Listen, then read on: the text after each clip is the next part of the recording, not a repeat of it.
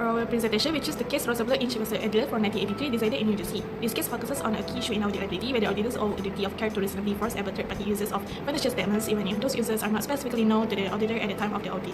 Now let's move to the facts of the case. The parties involved in this case are Rosenblum Incorporation, who sold its retail catalog showroom business to Giant Store, and Giant Store Corporation, who acquired Rosenblum business in exchange for stock, and Adler, who is the independent auditor for Giant Store.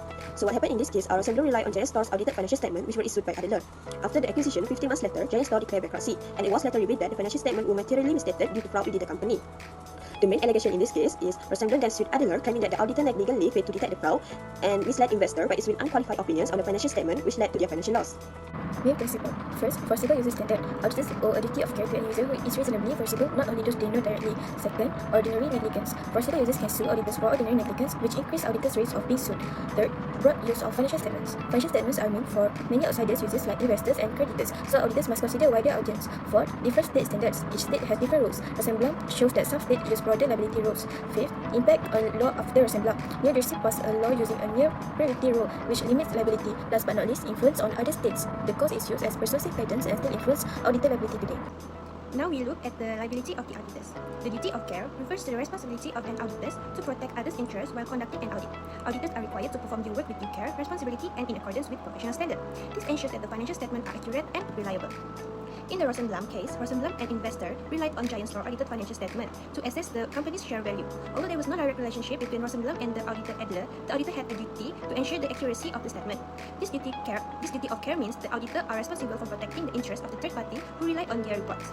Adler failed in several ways. Firstly, they didn't detect fraudulent misstatement in the financial statement, misrepresenting the financial positions of Giant Stores. Secondly, Adler issued unmodified opinions on the misstated financials, leading Rosenblum to rely on the false information, which caused financial loss. Finally, Adler failed to protect third parties like Rosenblum, who depended on the accuracy of the statement, ultimately resulting in harm to Rosenblum.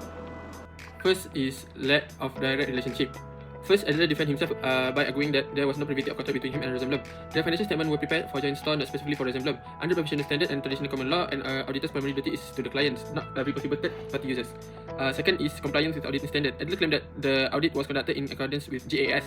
He follows standard audit procedure designed to detect material misstatement and fraud. According to professional standard, auditors are required to exercise ordinary diligence, and failing to detect sophisticated fraud does not automatically mean negligence. Third is reliance beyond intended purpose. Adler argued that the audited financial statements were intended for Giant Store shareholder and creditors, not for Rosenblum as third-party required. Professional standards state that auditor must consider reasonably foreseeable user, but they are not responsible for every potential investor or buyer outside the intended scope.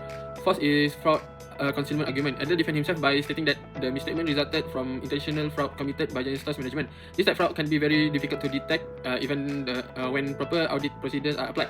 Under GAS and ISA 240, auditors aim to detect material fraud, but the standard acknowledgement that fraud may not always be uncovered, even during the compliant audit. And last is limitation of liability. Adler argued that holding auditors liable to all foreseeable third parties would create an unreasonable and excessive burden on the professions. Professional standards support a reasonable duty of care, not unlimited liability to every person who might rely on financial statement.